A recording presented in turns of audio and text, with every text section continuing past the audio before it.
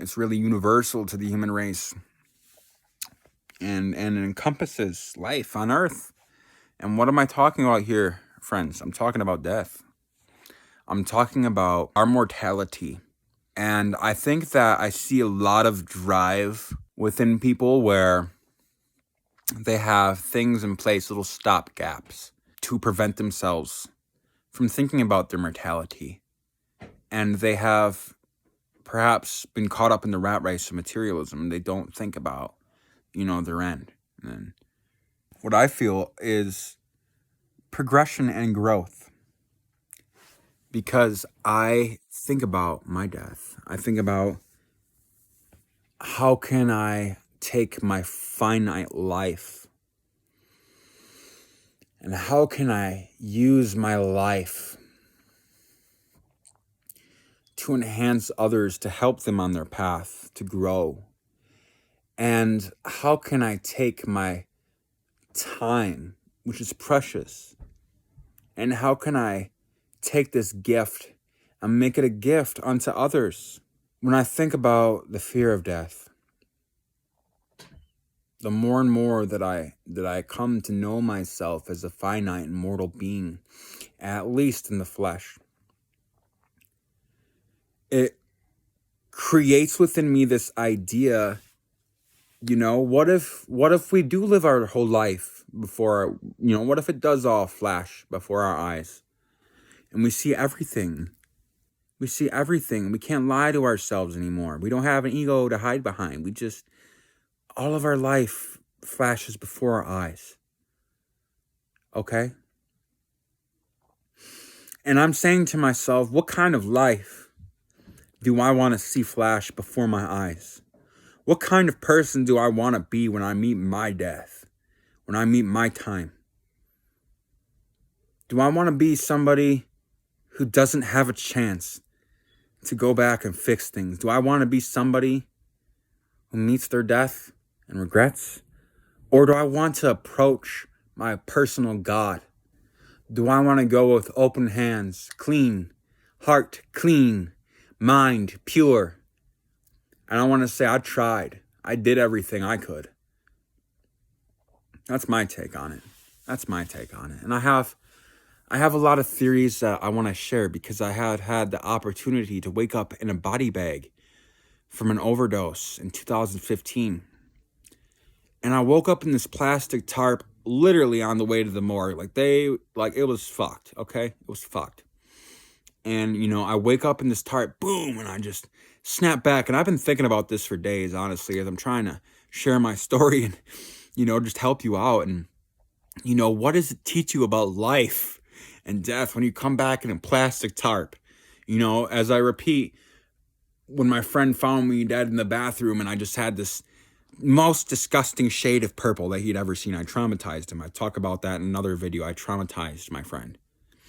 And, I come back in this tarp and I can't make sense of anything. They're screaming, "What did you take?" I don't know what they're saying. I can't form words. Everything is pixelated.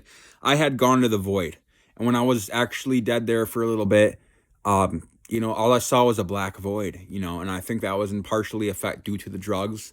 And had I died, I think there would have been something else for my spirit to see as I crossed the veil. But the thing is that I could tell the paramedics every word they said, even though I was dead or, unconscious. I'm very, very close to dead. And so, I'm sitting here and I'm resonating with the gratitude that I have, that I'm here and able to tell anybody listening to this, I've learned a lot and I'm still learning. And as I have taught in another video, this meditation, when I go back in my mind and I think about this trauma, this experience, and I'm working to integrate it, what could I possibly say to people to tell them? I literally died and I came back, and I think that the first message that comes to mind, the first thing I'm going to tell people, I'm going to tell you what, you're so loved. You're so loved. And even if you don't feel that way, love brought you here. And you know what? You're so loved. The first thing I'm going to tell you is some people don't get a second chance. R.I.P. Lost a friend, over a week ago. And that shit hurts, man. That shit hurts. And when I think about the context of death, and I'm sharing this experience with you, waking up in a body bag, it teaches me to think about, who will I be when I approach the end of my time? Because I'll be damned if that ever happens to me again, using heroin and dying. I'll be damned if I take that risk. And so, as I shape my life and I'm doing my best to ascend, to become a coach, as I'm taking time to build myself every day with my habits, I have to think about, who am I going to leave behind? What will people say at my funeral? Not because I'm planning it anytime soon. It's because when that day comes, I'm going to be ready. And I'm going to say, you know what? After I woke up in that body bag, it took me a while to figure it out, Creator. It took me a while to get to the point where I was ready to stop my own suffering because I did it to myself, And now that I'm kind of at this point where I'm ready to share, I'm ready to help you, I'm ready to help myself and help others, and we're going to heal together. I want to say that after that experience and these other experiences, it's teaching me to take every day as a gift, And never again do I want to take each day for granted. Never do I want to go to bed mad or do things that I used to do. I want to be a better person. And so in a way, thinking about death helps me. It cleanses me of these little attachments. It cleanses me of things, that are holding me back, because when I die, I can't take my clothes, I can't take my car, I can't take my money. I can't, I wasn't going to say can't take people with you, but, dark jokes aside, all I can take is me. All I can take is the life that I live when I step beyond. And so with that being said, when I step beyond with my story and I go back to the spirit world to be with my ancestors, I want to be able to show up and they're going to be like, hey, we were watching you on Earth, bro. That shit was lit. You know what I'm saying? Dabbing up with the ancestors, I want them to look at me and be proud. I want to look at, hopefully my future children and my people on planet Earth and say, wow. Say, wow. Wow, before I left Earth, I left my people in a good place. I left them better than they were before. Because you know what? I'll be damned. I'll tell you what I'm not going to be. I'm not going to be the fingerprints of the people that harmed me. I'm not going to be leaving impressions on people anymore where I leave them off worse before when it comes to my loved ones, to my family. And when it comes to the person that I want to be, when I step beyond, I want to be able to look back on Earth and say, I did that for my family.